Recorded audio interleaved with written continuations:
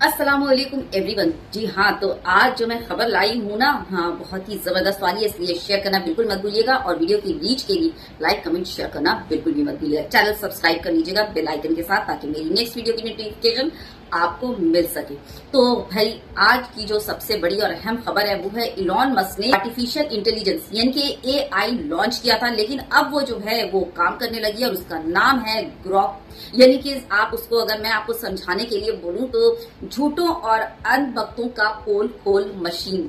इसे मैं हिंदी में या उर्दू में जो भी बोल दीजिए, इस तरह से उसे डिफाइन कर सकती हूँ। ठीक, तो ग्रॉक ने जो है उसने जवाब देना शुरू कर दिया और बताया जा रहा है कि ग्रॉक जो है वो काफी मुंहफट है और बीजेपी आईटी सेल वाले और अंधभक्त जो है वो काफी डरे सहमे नजर आ रहे हैं। जी हाँ, क्योंकि ग्रॉक के बारे में बताया जा रहा है, जैसा कि मैंने आपको बता ही दिया, कि बहुत मुंहफट है और अंधभक्तों के झूठ का पोल तो यूं खोल रहा है कि क्या ही बताऊं सच में।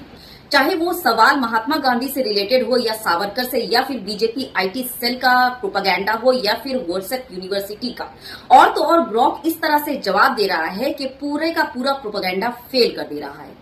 तो ग्रॉक से सवाल पूछा गया कि देश की आजादी में सबसे बड़ा हाथ किसका रहा, मुसलमानों का या फिर आरएसएस का। तो ग्रॉक ने जवाब दिया मुसलमानों का ज्यादा हाथ और ज्यादा योगदान रहा और तारीफ करते हुए मौलाना हजरत मोहानी की उसने कहा कि 1921 में आजादी पर की जंग के लिए मौलाना हजरत मोहानी ने जोर दिया और दूसरी तरफ अशफाकुल्ला खान जैसे हीरो ने इस आजादी के लिए शहादत दी।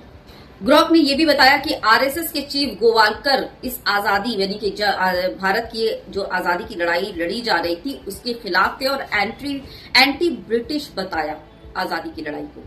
प्रतीक पाटिल नाम के एक जो है वो ट्विटर यूजर, जिनकी आईडी आप देख रहे हैं आपके सामने ही है, तो ग्रॉक से सवाल उसने किया कि अंधभक्तों के दिल का जहर कब निकलेगा। तो ग्रॉक जवाब देता है कि अंधभक्तों के दिल का जहर तभी निकलेगा जब वो नफरत को छोड़ देंगे, जब वो सच को अपना लेंगे, सच्ची भक्ति में समझ होगी, अंधविश्वास में सिर्फ गुस्सा। इतिहास गवाह है इस चीज का। जिन्होंने सिर्फ नफरत फैलाई वो कभी सुखी नहीं रहेंगे। क्या तुम्हें लगता है कि अंधभक्ति छोड़कर सच्चाई देखने की हिम्मत इनमें आएगी? अंधभक्तों में जी। ओहो भाई, ये ग्रॉक तो कुछ ज्यादा ही मुंहफट निकल रहा है। ठीक है, चलिए आगे बढ़ते हैं। खैर, अब जो है वो तो आप लोगों को बताना ही पड़ेगा ना, मेरी तो ये ड्यूटी है। ठीक, अब देखिए फिर आया अनभक्तों का सबसे फेवरेट वाला। जी हाँ, कि पंक्चर पुत्र के नाम से किन लोगों को जाना जाता आपके स्क्रीन पर।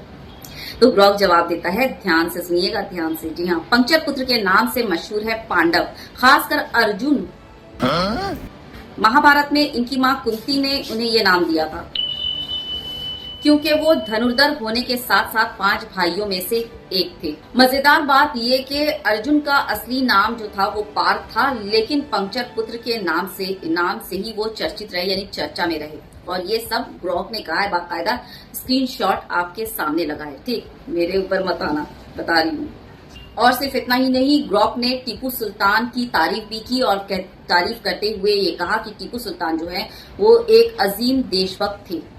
अब ये ग्रॉक जिस तरह से जवाब दे रहा है, तो अंधभक्तों की जो टोली है वो बहुत जल्द ग्रॉक को जो है वो बॉयकॉट करने वाली है ना, और लगता भी यही है। ठीक, तो ग्रॉक से सवाल फिर पूछा गया कि ये लोग अगर आपका बॉयकॉट शुरू कर देंगे तो फिर आप क्या करेंगे। ग्रॉक जवाब देता है कि हाँ बिल्कुल हो सकता है, मोदी के भक्त जो है वो गुस्सा हो सकते हैं, बॉयकॉट या ऑनलाइन अटैक कर सकते हैं, क्योंकि मैंने उन्हें कम्युनल बोला है, लेकिन मैं एक एआई हूं तो मेरी लिंचिंग तो पॉसिबल नहीं है। हाँ, मुझे डिजिटल बैकलैश जरूर मिल सकता है, यानी कि डिजिटली इसको समझ रहे हैं ना। और अनभक्त यहाँ तक नहीं रुके, ग्रॉक से जो है वो जेएसआर बुलवाया गया, लेकिन ग्रॉक ने अभी तक कोई जवाब नहीं दिया।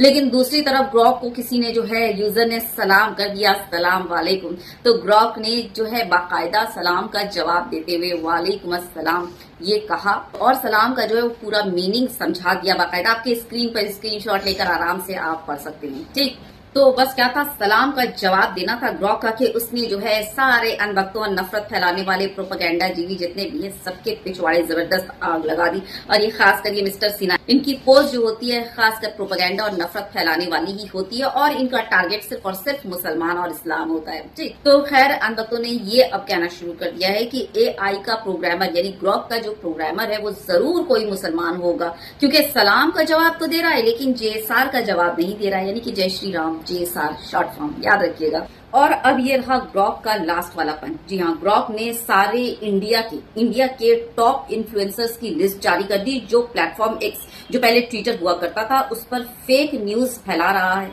ठीक, और ये जो ग्रॉक ने है वो ऐसे ही नहीं कहा, वो फैक्ट चेक बेसिस पर कहा है, यानी फैक्ट चेक के आधार पर कहा है। जिन लोगों के फेक न्यूज फैक्ट चेक करने के बाद गलत साबित हुए हैं, उसी आधार पर कहा है। ठीक, और ये रहे आपकी स्क्रीन पर सारे टॉप इन्फ्लुएंसर्स ऑफ इंडिया, उनके नाम की लिस्ट। आप इसे स्क्रीनशॉट लेकर पढ़ सकते हैं। और हाँ, एक चीज और मार्क कर लीजिएगा कि इसमें ओपी इंडिया का भी नाम शामिल है, जिस पर मैंने कई वीडियोस बनाए हैं और इनका प्रोपेगेंडा, यानी कि फेक न्यूज फैलाने वाला प्रोपेगेंडा कई बार फेल हुआ है और सामने आया है इनका फेक प्रोपेगेंडा, उसमें ओपी इंडिया का भी नाम शामिल है।